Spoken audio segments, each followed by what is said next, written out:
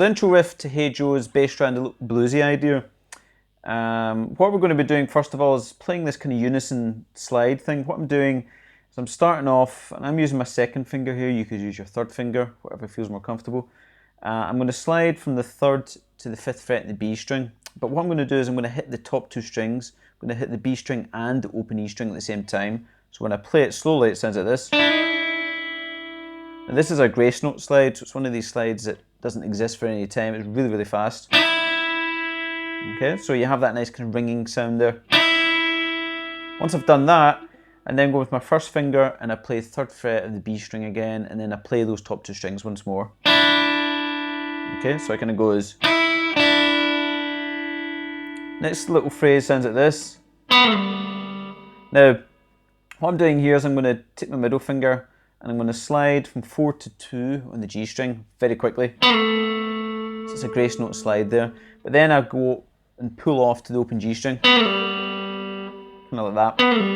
It's all one motion, so it's not really kind of that idea. It's more of a... And then after I've done that, I do a really quick hammer on 0 to 2 on the D string. And I'm using my 3rd finger there. What I'm actually thinking about doing here is forming an E major chord at the end of that.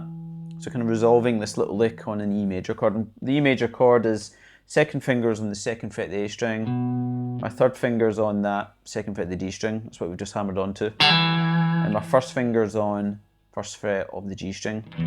So I get an E major chord there. That little first section sounds like this. Now the next bit, as I said, what I'm doing is I'm holding this E chord. What I'm going to play is open E string. Then I'm going to play 2nd fret D string. Then I'm going to strum the top 3 strings. Then I play open E string again. Now, you know, when Hendrix was playing this, he wasn't really thinking, oh, I think I'll play the E string, then the second, you know, he was holding an E chord and just giving it a general strum. So you don't need to worry too much about the accuracy of that there, but if you want to play what's written in the tab, that's what it sounds like. So we have, from this hammer, so it's like E string, 2nd fret that D string, which I'm holding down with the 3rd finger, top 3 strings, and then open E string. Okay, so after I played that E string and the E chord, what I'm going to do now is take my 1st finger and grace note slide from the 4th to the 5th fret on the A string. Now what I've got here is a little sequence that sounds like this. So what I'm doing is I'm going to take this 1st finger and I'm going to bar at the 5th fret, the A and D strings, just those 2 strings. But what I do is I precede that with an open E string.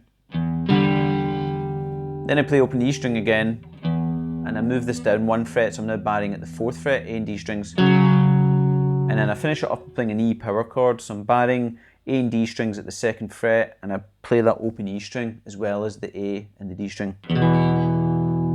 Okay, so from the grace note slide it kind of goes.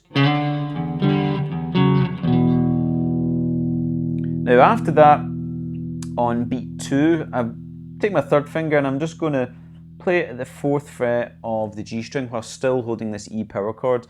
And what I do is I just kind of hit that D string and G string at the same time, and then I play an open E string. Once again, you know, you don't need to be too accurate with this. Hendrix wouldn't have been thinking about that. He's really kind of just come down,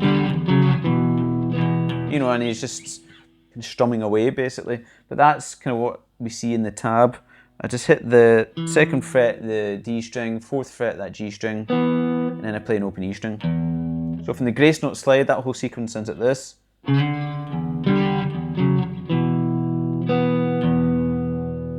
Now the last little sequence of the intro riff sounds like this. So